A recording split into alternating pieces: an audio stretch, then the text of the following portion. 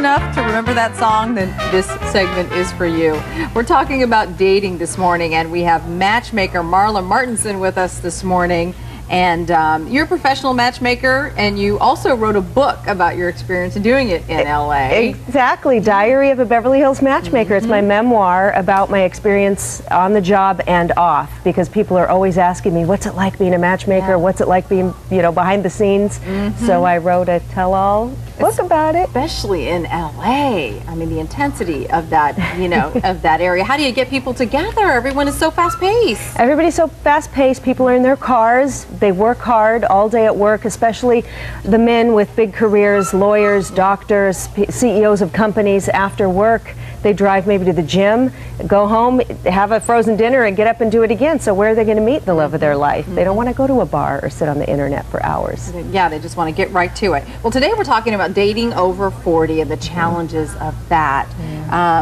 So you've got some advice. What makes it so difficult for someone who is, at the upper end of the spectrum to find the right match? Right. Sometimes you have a family, maybe you've got kids, you've got a big career, especially women. We have to all work nowadays. It's not like the olden days where we'd stay home and just take care of the house. So we're out there working just as hard as the men.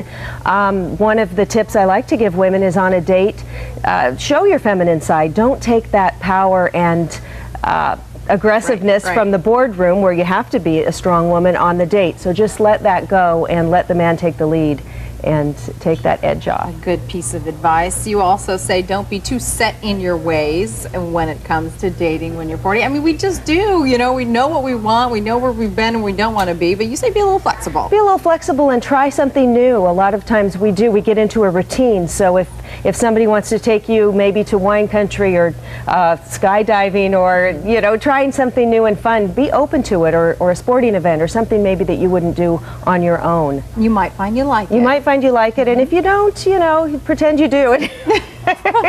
Still, have a nice time, and maybe that'll be the last time you have to do it. All right, as far as the way women look when you get over 40, sometimes, you're so busy, like you say, you have children, you don't have time to go to the gym, but you say keeping in shape is important. Very important. Men are visual, and so if you can keep out of the larger sizes and keep yourself in shape, you're going to feel better, you're going to have more energy to do the things you want to do, and you're going to look better and feel better about yourself. Very important. And that helps when you're out on a date. You have that. You have the confidence. The confidence that you need. And also, I know being out and about, you see young people are dressed a certain way and you feel like, well, maybe I should try that. Maybe I'll be more successful dating if I try to wear some of the new hip styles. But you say maybe stay away from that? You want to have an updated look, but I do see a lot of women in their 40s and 50s in LA with the plunging necklines and the mini skirts, and they're trying to look like Britney Spears, and it just doesn't work. And the men will think, well, she might be fun for an evening, but not for a long-term relationship. So you can dress classy, but still show your figure and be sexy.